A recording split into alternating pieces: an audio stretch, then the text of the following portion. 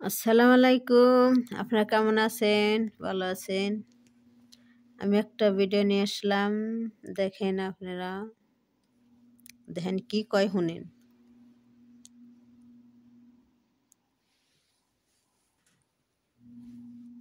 এদেরকে হারাবে বলে প্রস্তুতি নিচ্ছে, তখন হিন্দু ভাইদের ভোট দিয়ে আছে, শব্দ দূষণে যে মাত্রা দিয়েছে তার বাইরে যাবে।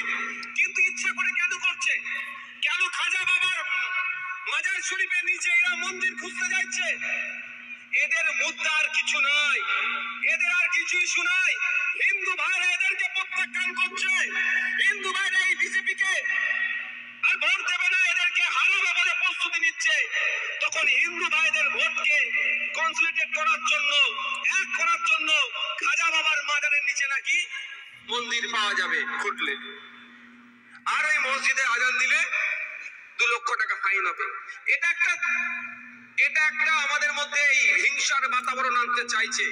আপনি কোশ্চেন করবেন, বেকারত্ব শীর্ষে আমাদের দেশ এগিয়ে যাচ্ছে। এখানে যারা আছেন যুব সমাজের মানুষ, যারা যুব সমাজ আছেন বা যারা বয়স্করা আছেন, আপনারা বলুন। বিভিন্ন ধর্মের মানুষেরা এখানে আছে, স্টেজে আছে, আপনারা বলুন। আপনারা যেই ধর্মেরই রিলিজিয়াস প্র্যাকটিস করুন না কেন, আমি প্রত্যেককে রেসপেক্ট করি। এটা আমার ধর্মীয় শিক্ষা, আমি কোনোদিন তার বিরোধী করতে পারবো না। কিন্তু বুকে হাত দিয়ে বলুন, আপনার বাড়ির ছেলে মেয়েটা উচ্চ শিক্ষায় শিক্ষিত হয়ে বাড়িতে বসে আছে না চাকরি করছে? দেখা যাবে। যে বিজেপিকে ভোট দিয়েছে তার বাড়ির ছেলেটাও চাকরি পাচ্ছে না, যে তৃণমূলকে ভোট দিয়েছে তার বাড়ির ছেলেটাও চাকরি পাচ্ছে না। এই চাকরির প্রশ্ন যখন আপনি তুলতে চাই। আসসালামু আলাইকুম। আপনারা কেমন আছেন? ভালো আছেন? তাহলে দেখেন, ইন্ডিয়ানের মসজিদে আজান, উত্তরপ্রদেশে আজান দিছে। দেখেন, মনে করেন 2 লাখ টাকা জরিমানা দিছে। আবার সেই মসজিদে আবার মনে করেন যে 6 জন মানুষ আসলো, তাকে গুলি করে মারি হেলাইছে। 6 জন মানুষ আসলো, তাকে গুলি করে মারি হেলাইছে। আবার আজান দিছে দেখে 2 লাখ টাকা জরিমানা দিছে। আমি মুসলমানে দিছে। এই উত্তরপ্রদেশের যোগীনাথ ঠাকুর। ধ্যান, তাহলে যোগীনাথ ঠাকুর কতখানি শয়তান, কতখানি বদমাস, কতখানি জানোয়ার। তাহলে দেখেন মুসলমানের কতখানি অত্যাচার করে।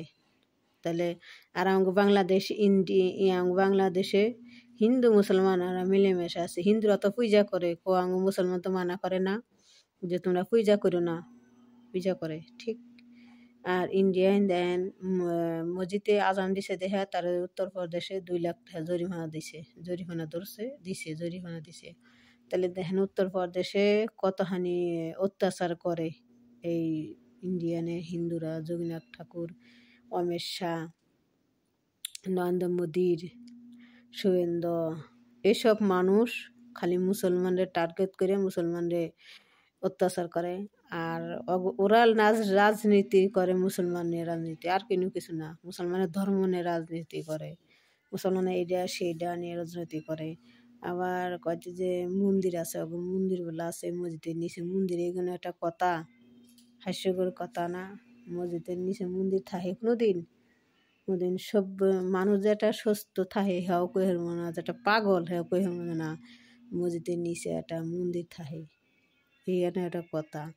তো কালকে একটা যোগীনাথ ঠাকুর একটা দেখলাম সংসদে কইতাছে যে মসজিদে ইট ফাটকে আর কি, মসজিদে গেছিল, পুলিশরা গেছাল যে তোমরা আজান দিও না। তাইতে বলে পুলিশে বলে ইট ফাটকাল মারছে। সে বলে বানিয়ে কথা কইতেছে, পুলিশের মুসলমানের কথা বানিয়ে কইতেছে। যোগীনাথ ঠাকুর বানিয়ে কইতেছে যে ইট ফাটকেল ফেঁকছে, আসলে ইট ফেঁকে নাই। কয়েক সংসদ মানে কইতেছে যে ইট ফাটকেল শেখছিল, মুসলমান ইট ফাটকেল ফেঁকছিল পুলিশে গো, তাইতে পুলিশরা গুলি করছে, বুঝছেন? 6 জন মানুষ গুলি করে মারি হেলাইছে একবারে। তাহলে দেখেন কেমন যোগীনাথ, কেমন বিজন্মা, কেমন শয়তান, কেমন সন্ত্রাসী, কেমন জানোয়ার, বুঝছেন? তে আবার আজমের শরীফও দখল করার চাইতেছে, হেনও আজান দিবা না করে। তো দেখেন তারপর মন্দির বলে আজমের শরীফের নিচেও বলে আছে। তো একটা করে ভারতের মসজিদ খালি এলে দখল করবার চাইতেছে, বুঝছেন? তা আমার ভিডিওটা আপনারা লাইক করেন, কমেন্ট করেন, শেয়ার করেন। আসসালামু আলাইকুম।